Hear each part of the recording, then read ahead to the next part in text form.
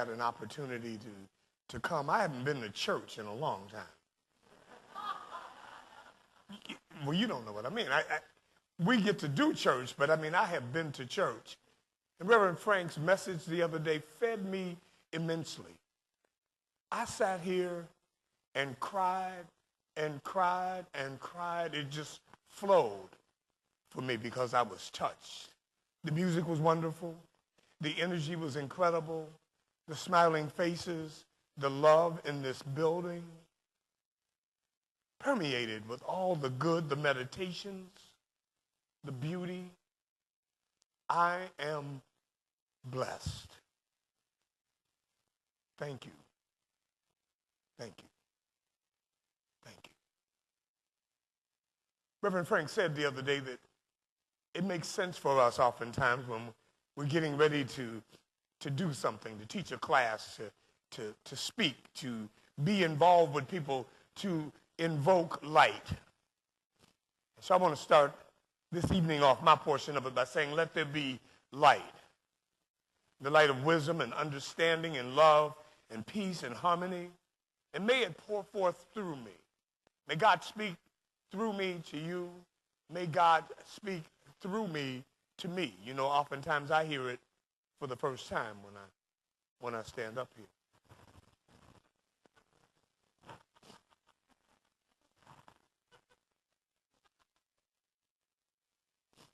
Moving from intentions to new horizons. You know, it's really all about prayer. And we don't need to look very far to recognize that prayer is going on all the time. In every quarter, in every household, in every conversation, even in the newspaper. You know, all those things that we read about that we think are the report of crime are really people crying out in prayer. They're hoping that someone somewhere will catch a glimpse of the light that they hope to see and experience and help them make sense of their lives such that they may heal, that we may heal, that we may all fall in love with ourselves and with one another. And that we begin to vibrate with that intensity, with that understanding, that we would be able to find a way to surrender to the allness of God. It's easy for him to stand here and say that, but the doing of it, the real surrendering of ourselves to God, in the moments when we would hold on because we think perhaps we know how it needs to be done. You probably don't have moments like that. But I'll tell you this. Prayer is always answered. It is answered instantaneously, and we have later on a realization that something has moved and shifted. By way of example,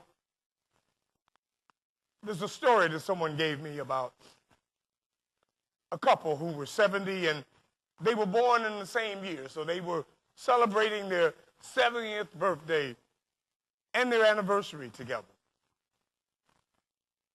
And as they were celebrating, the angel of birthdays came and visited and said, whatever you pray for, whatever you ask for on this day will be granted to you. So the husband and wife looked at one another, and the husband invited his wife to state her prayer request, and she did. She prayed that she would be able to travel to far-off places, exotic places, and enjoy waiting for you to come back.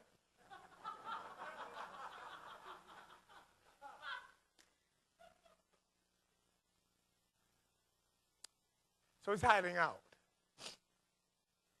And he's off in the mountain where he would go and reflect.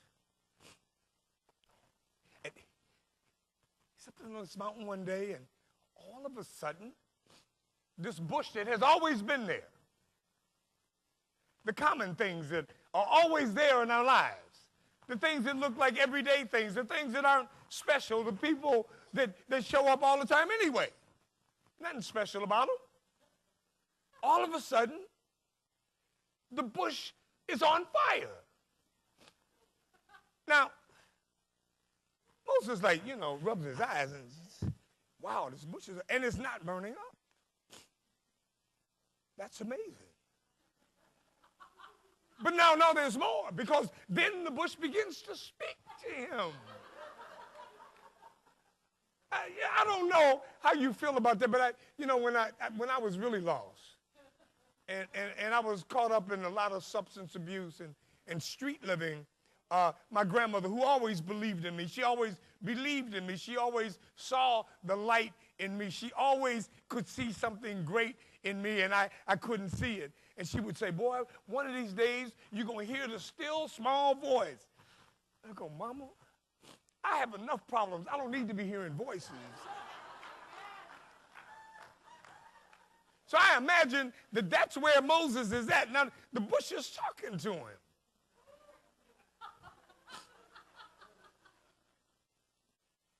People often wonder why we don't see the bush burning today.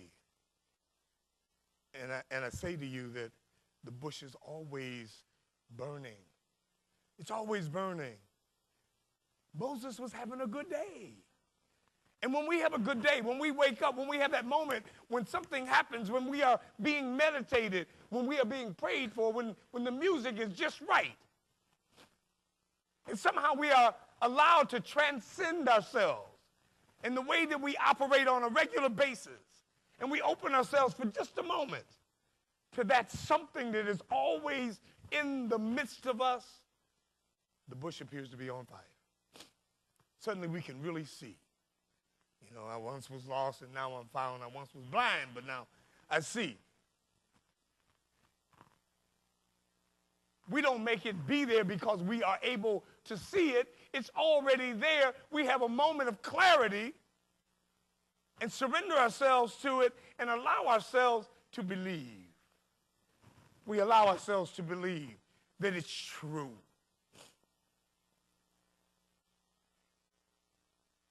So he leads his people after much encouragement from the Lord of his own being. He begins to liberate his thoughts from thoughts of bondage, from thoughts of not enough. All of us have those thoughts. I don't know about you, but they vex me in the middle of the night. They tell me that you're not good enough. You're not tall enough. You're not white enough. You're too tall. You're too short. You're too skinny. Your feet are too big. Always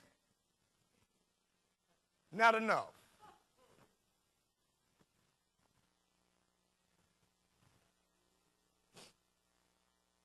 And so Moses begins to have the internal dialogue. And he begins to say to the Pharaoh of his being, let my people go. Liberate them, set them free. That's what our prayers are about. We are ever looking to be set free. We want to loosen the yoke. We don't want to be tethered and tied to that which we say is holding us down. And yet no one else has the key. No one else has the key except for us. There's a hint in that story because Moses gets really, really smart. And he says, okay, Lord of my being, if I'm to announce that the Pharaoh of my being should let my people go, who shall I tell them sent me? And God says, I am that I am, or I am that which I will be. See, I might show up in any form, shape, and anywhere, but I am that which I will be. And it's a hint to us because that's the key to liberation. Because there is no one, no matter what they say to us or about us, no matter how they describe us, there is no one who can say, I am for you. Try to say it for somebody else. No matter how much we love somebody, no matter how much we see their light, no matter how much we want to call them up, no matter how much we want them to recognize, we can't do it. We cannot identify their divinity, only they can. We can support them in it. We can encourage them in it, but they have to say, I am. And whatever we say I am to, then becomes empowered. Because I am is beyond our personality. As much as we are in love with our, well, maybe you're not. I love my personality. Let me now. See,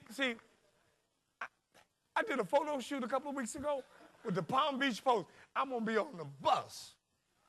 And we're going to smile, you know. But that's my personality. That is not my individuality. My individual expression of God right where I am, as I am, in my essence. And that's what we're trying to get to. That's what the journey is about. As much as we love these personalities, as much as they allow us to negotiate and get around on planet Earth, in this dimension, who and what we are is so much more. And it is that the I am begins to describe and call forth.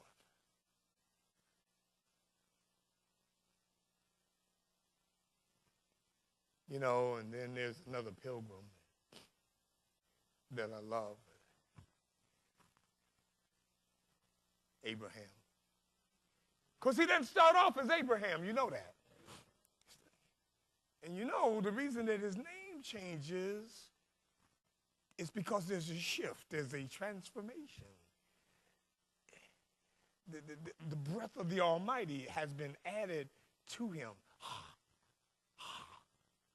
Abraham.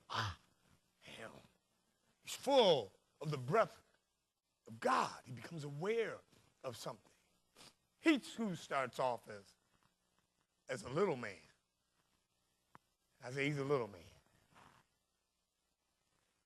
And in Genesis, the 12th chapter, we hear the Lord of this being saying, go from your country and from your kindred and your father's house to the land that I will show you.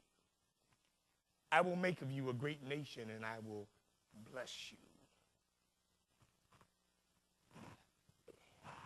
What the scripture doesn't say is that there's a rhetorical response on his part.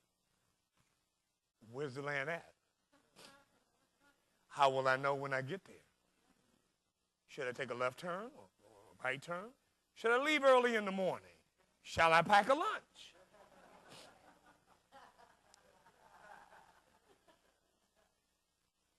But you see, they got to write the story quickly, so we have to understand that this question happens for him. Something within him, greater than his identity as he understands it, pushes him out. He leaves everything that he knows. This is important, because every single thing that you know, every single thing that comforts you, every single thing that you say, I'll give up everything but. Yeah. Now, it doesn't mean that you got to give it up, but you got to become willing to give it up. And so, reluctantly, he sets out, and of course, you know, he encounters that sense consciousness again. And so he's going through Egypt, you know, and they fall in love with his wife, Sarai.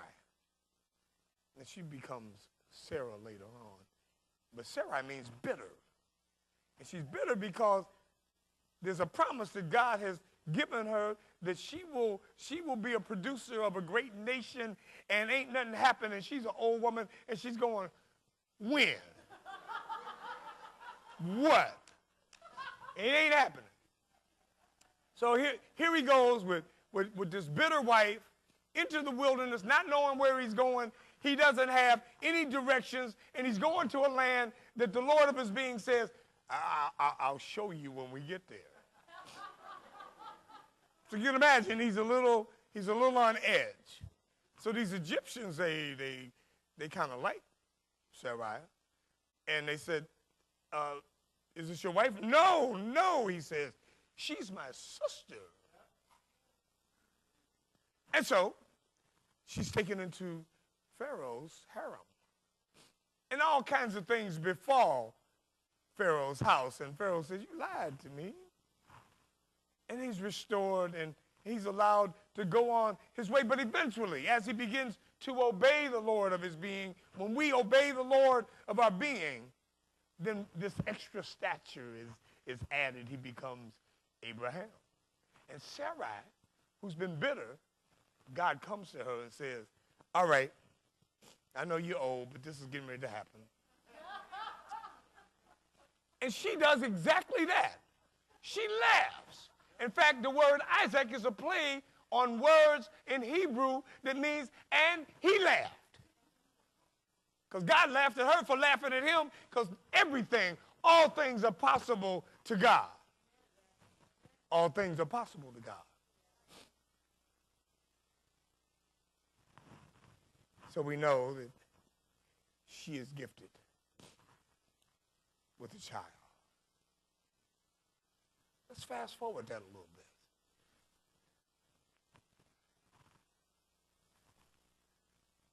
There's a technique biblically that you may not be aware of. It's called midrash. And midrash is this. It's the same story that's told over and over and over again to a new generation so that they get the point. You see, the point isn't about the story. The story is just a trapping, and encased in the story is a nugget of truth. You with me? So Moses, Abraham, Jesus goes into the wilderness. Raised in a good, solid home. Got a career planned out for him. Going to be a great carpenter. And something compels this young man to go into the wilderness, to that dry place, and begin to commune with the Lord of his being. Now the story becomes more interesting because he encounters who? Satan.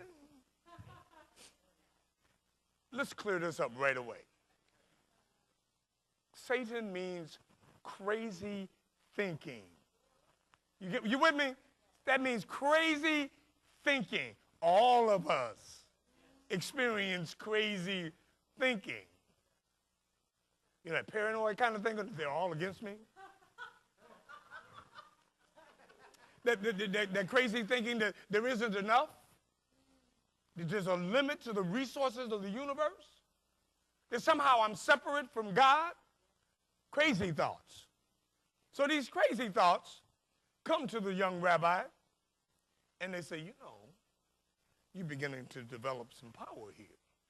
And if you would give yourself to these crazy thoughts, we'll make you wealthy, give you power, you'll be able to lord it over other folks. Hang out with us. In the book of Luke, and it is the only place where this is said, he contends with this crazy thinking back and forth. He has a dialogue with it. You ever talk to yourself? I talk to myself too. I said, it's because I love intelligent conversations.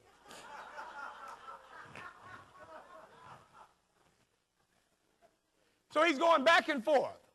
He's going back and forth and back and forth, and he finally banishes this crazy thinking. And it says biblically, and then Satan departed till an opportune time. The book of Luke is the only place where it says that. And I thought about that the first time I read that. I went, wow. Until an opportune time. So, we fill ourselves up with affirmations and we pray ourselves up and we read all the right stuff and we put all the right stuff on the walls and we make ourselves right with God as we understand God, and we think that we have banished the crazy thinking forever, and then there is an opportune moment when something goes awry. For me, it showed up in my addiction. I thought, if God is good all the time, how can this happen? I later became aware that I was simply answering my spiritual call, but I was answering it at the wrong address.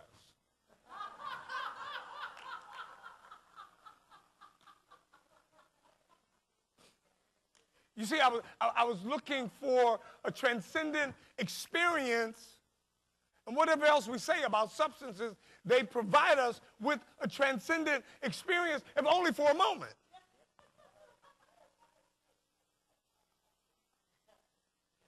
But it wouldn't stay. It wouldn't stay.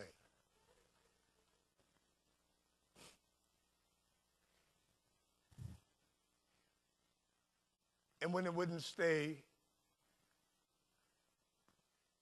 that was an opportune time. You're never going to be anything. You got a one-track mind. You're weak. That must be God.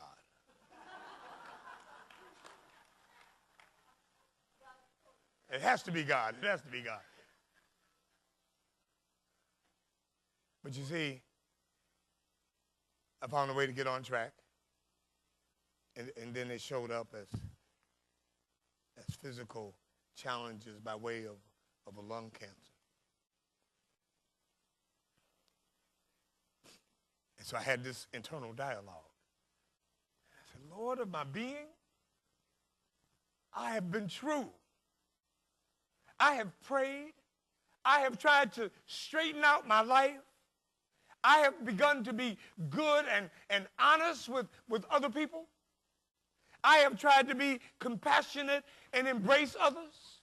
I've tried to be loving. Why? Why are you doing this to me? Can't you find somebody else to pick on? God said to me, you are my friend. And I said, no wonder you don't have many friends.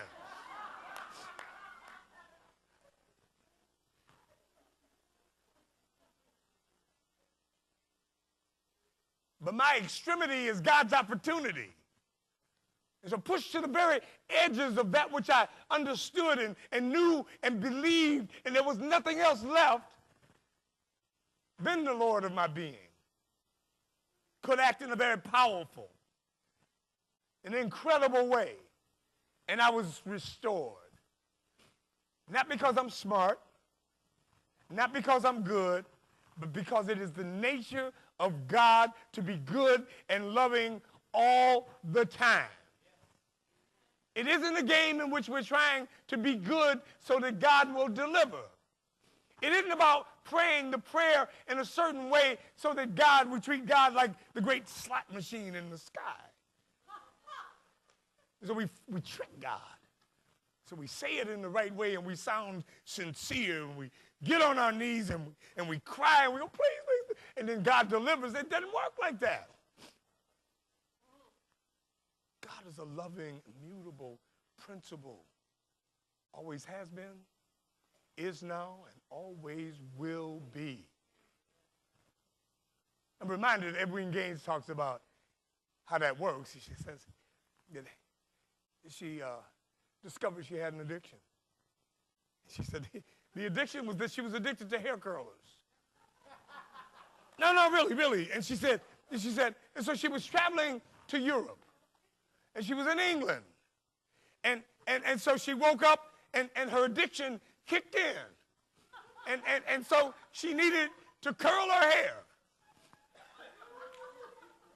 And she said she tried to plug in her curling device, and it wouldn't work. And she got on her hands and knees, and she pleaded with the God of electricity. She begged and she beseeched it. She groveled and she cried. Didn't deliver.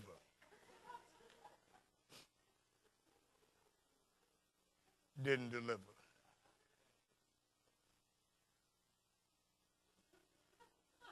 Doesn't work like that. Doesn't work like that.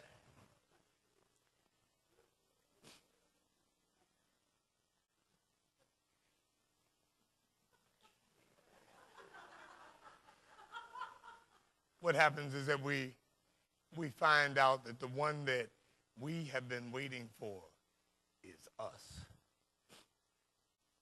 That God created all that was ever going to be created in the very beginning.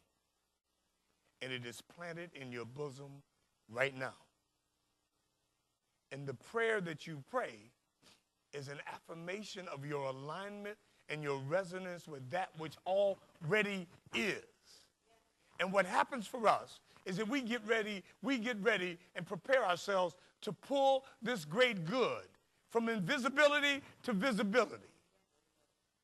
From that which is unseen to that which is seen. The very chair that you're sitting on came from invisibility. It was an idea. Show me an idea. It has no dimensions to it. You can't touch it. And we take that idea, and that's God's currency, by the way. When we talk about we're praying for prosperity, God's currency is ideas. And I maintain that God doesn't think, God ideates, and you and I, we lay hold of the ideas and act on them. And then when we act on them, we begin to take them and shape them into something. We are spiritual alchemists.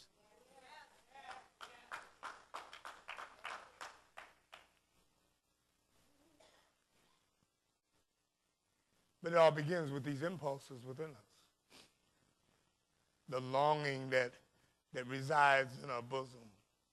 That undefinable something that gnaws at us. I know when I was contemplating ministerial school at the end of my health challenge, everybody thought that I had lost my mind. I quit my job. I sold my house. I moved my family because I was going to serve God. And they were going, wow. Didn't he hear the doctor say that he had 6 months to live? Yeah, 6 months to live. I call that doctor every year on my birthday. That was 1988, October 15th, 1988. Celebrate that with me on the 15th. Say, well, yeah, that crazy man. And I call him every year. 6 months to live. There was a longing in me, not a bargaining in me. Not if you save me, not if you take this thing from me, but whatever I got left, I'm going to give it to you no matter what. I had a realization, you see, that this thing that we call eternity has nothing to do with a long period of time. It has something to do with the depth of the time that we spend, the fullness of it. So what do we do with what we got? How do we unfold? Somebody was singing The Impossible Dream. And that when we pursue that which the crazy voices say is impossible, then at the end of it all, our heart lies peaceful and still. And if we don't do that, it won't leave you alone. You see, I told God, I said, you know, God, I want to make money.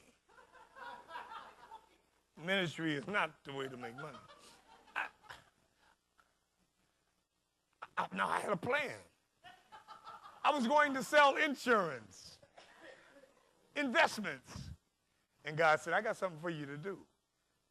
I don't want to do that. Waking me up in the middle of the night. Sending people to me saying, when are you going to ministerial school? Like, what? I don't even know you. But they represented a longing in my heart. They represented something that I could not quite wrap my hands around that kept knocking at the door of my heart, and it wouldn't leave me alone until it was expressed, until I surrendered to it, until I became one with it and said, I don't even know how to do this.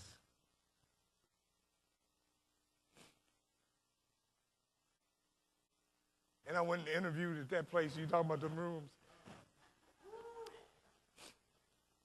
And I stayed in that cottage. And them radiators did make all that noise. And there was only one bathroom in there. Man. Dancing in the middle of the night. And I kept saying, have you lost your mind?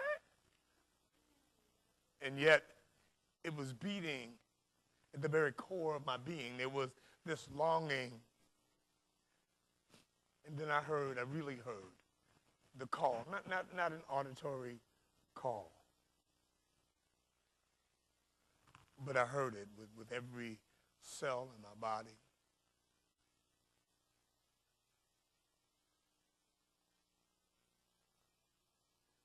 I was reminded that it was all okay, that I didn't need to know how it was going to work out.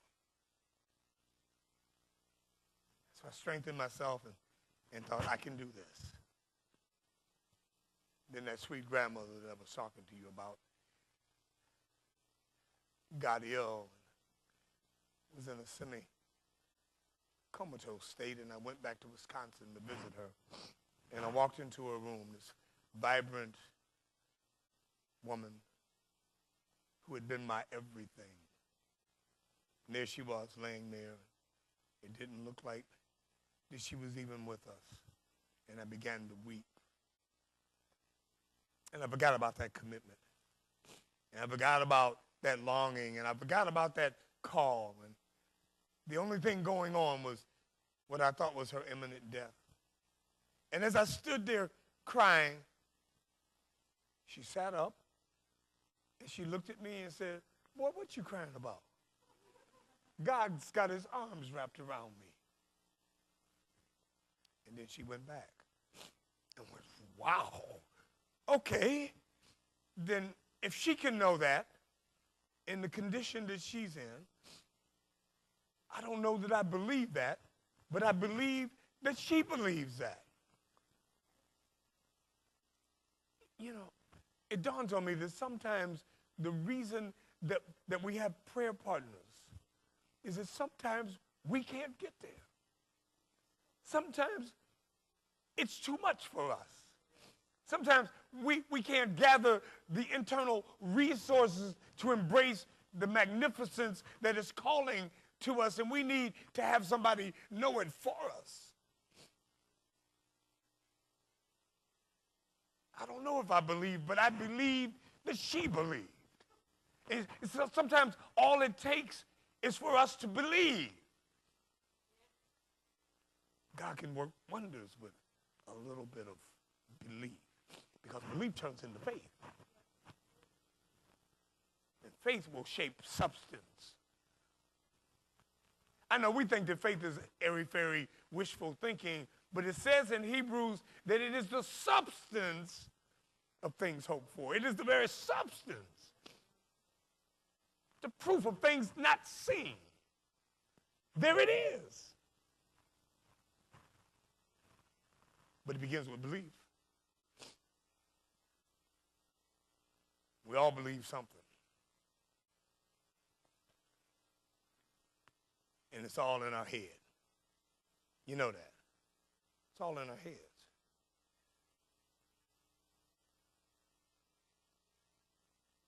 You know Descartes? I think, therefore I am.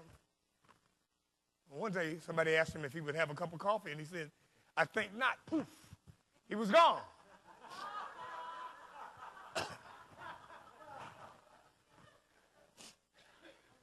And so we received the call. And everybody around us think we have lost our minds.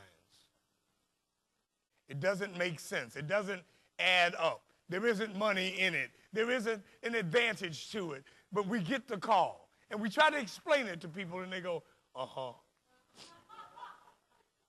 That boy done lost his mind. And with the call, then there is this departure. That's when we begin to do what Abram did. We begin to leave that which is familiar. Oh, it is a painful tearing away. But birth always is like that. You know, birth is messy. You know that. You remember. We were in this warm, dark place where all our needs were met. It was good, wasn't it? You remember? And then all of a sudden, the walls started caving in.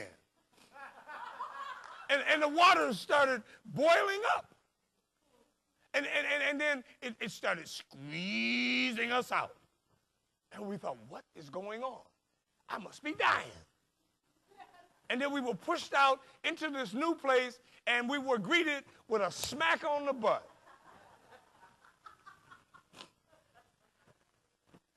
But it felt like we were dying.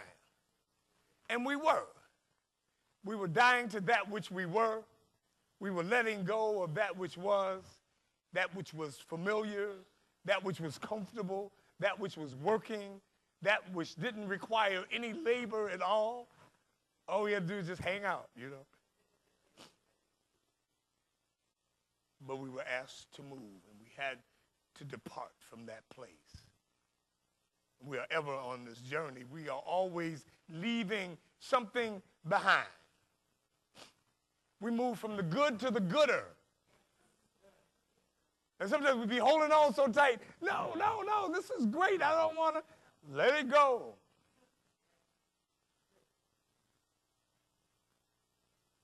Nature abhors a vacuum. When we empty it out, we get it filled back up, particularly if we are focused on that which is the highest and the best, and the good will fill us to the brim. I don't know about you, but I could use some more of that. That's when we become a pilgrim. And then we enter into the labyrinth of our lives. And it feels like no matter how many times we go around, it feels like we're further from the center. But that's exactly where we're headed. The very center of our being. And that place that is beyond cognition, beyond our thinking and our problem solving, beyond our fears. It's a place of being. We don't have to do anything. We just allow ourselves to be. You know, there's a couple of ways to learn. Experience and insight. Insight has to do with revelation, that which is revealed to us. But most of the time, we opt for the other option. We opt for experience. That's the slow way around. And so then we have stories, and then we shop our story around, and we tell everybody about how they came and got me. And they beat me up, and they drugged me down the hall. But that's experience. Same truth is unfolded, but we could do it the other way. So that when we pray and when we meditate, when we open ourselves to the allness of God, when we give ourselves to that and relax and let go and quit trying to make something happen, it happens. We quit trying to push the river. I don't know about you, I push the river. I'm the kind of guy that goes out and plants seeds tonight. Tomorrow I'm up in the morning trying to help them suckers grow.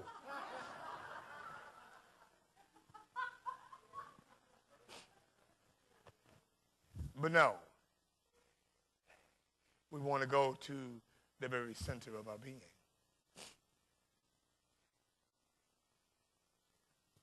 And then there is the arrival.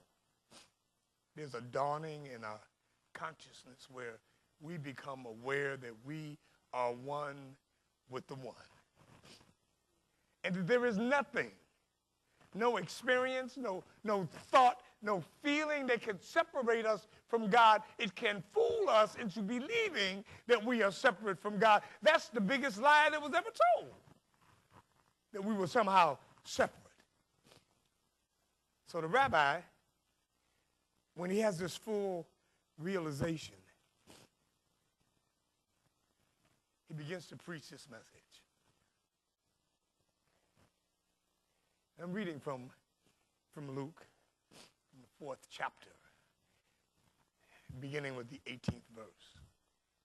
And he says, "The Spirit of the Lord is upon me, because he has anointed me to preach the gospel to the poor.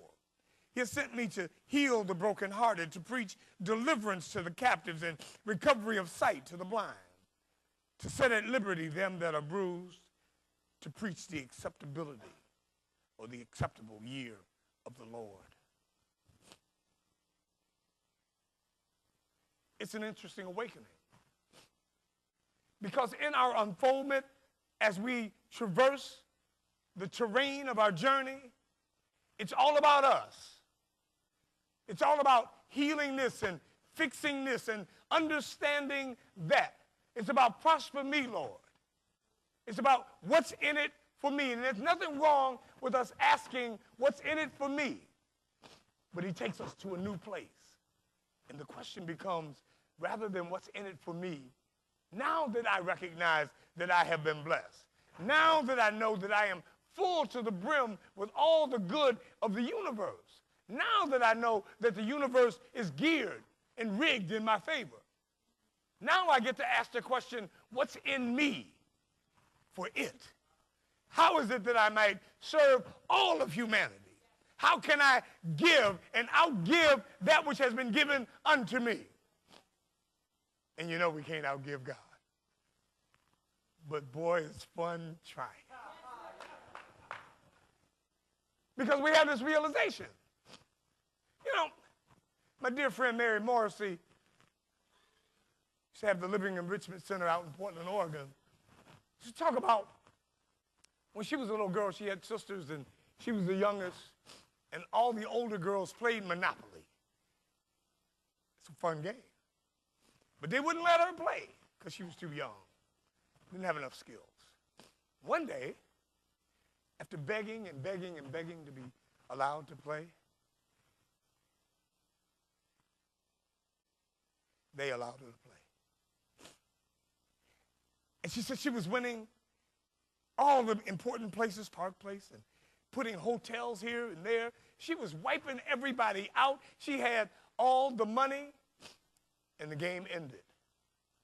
And she had this great realization that at the end of the game, it all goes back in the box. See, no matter what we gain here, no matter what we think we are in possession of, at the end of this thing, it all goes back in the box. And all we got is our spiritual awareness and our oneness with God. And so we don't really depart with anything. We just wake up and we move from a place of spiritual narcissism and begin to say, how can I serve humanity? Because I am convinced beyond any doubt that this teaching that we have, this truth that we have, this way shower that we have is the answer to all the problems in the world. On the one hand, we've hidden our light under the bushel basket. We've been afraid to go out and share it. I turn on my TV all the time, and Bishop T.D. Jakes is telling our story. Joel Osteen is telling our story. Creflo Dollar telling our story. I'm telling you, they're telling our story. But there is no one who can tell our story the way we can tell our story.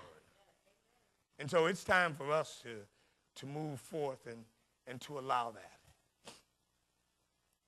When we do that, we discover that we've been stretched beyond our own recognition. We don't even know who we are anymore. We really have lost our minds. We really have shifted and changed. And Freya Stark says this. This is a great moment. When you see, however distant, the goal of your wandering, the thing which has been living in you, in your imagination, suddenly becomes a part of the tangible world. That we take it out of here, and we take it out of here, and we make it walk and talk and be concrete. You know why? Do you know why? We do it because you and I, we are how God gets around. It isn't going to happen because we're praying it's going to drop out of the sky somewhere. It ain't going to come on the wings of the boogeyman. It's going to happen because we awaken and we align ourselves with it and live from this truth and become the example and become that Bible that perhaps someone will never pick up and read. And to be that compassionate one, to extend ourselves and to be in love.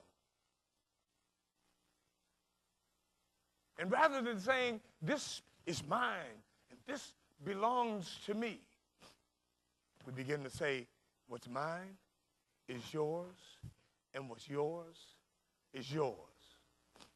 And if we were all saying that, there wouldn't be any ownership because we'd all be giving it away. It's only on loan anyway for the brief time that we're here, because it does indeed go back in the box. But it takes faith. The faith that is about that substance of the things hoped for and the evidence of the things that are invisible. And with this truth revealed, we can know, like another transformation agent that I am in love with. He's one of my favorite characters in the Bible. He starts off being Saul, and he's righteous, and he knows how to do it. And he's trying to get rid of all the people who are followers of the way. God has a sense of humor. And God says, you know, Peter and the rest of these guys, they're all right. But we need somebody with some vim and some vigor. We need somebody with some guts who doesn't mind going out there and being on the very edges of that which is acceptable in the world. We could use this one, Saul, and they go, God, he's fighting against us. Don't worry about that. So we need his vim and vigor. We'll fine-tune his belief system, but we need that fire. We need that ability to believe. We need that outrageousness. We need that so that we can begin to build a movement. And so he gets blinded to the point where he cannot see. He no longer recognizes himself nor anything in his environment. And he's instructed by Spirit. And he emerges from that Paul. And a seed is planted. And he becomes a seed planter. And out of all the words that are attributed to him, my favorite, I can do all things through Christ who strengthens me. I don't know about you, but because I'm a skeptic, I think that's an invitation to put God, the Lord of my being, to the test and to see if indeed I cannot do everything. I want to have you stand up for just a moment. In order for us to do that, are you really willing to become a transformation agent? I can't hear you. I'm sorry. Yes. I've had another birthday. I'm 59 years old. I can't hear you. Yes. You really want to be a transformation agent? Yes. Okay. It begins with us identifying our I am, yes? So I want you to repeat after me. I am strong, and mighty. I am forceful, powerful, divine. I am how God gets around. I am how God gets around. And so it is. Amen. Have a seat.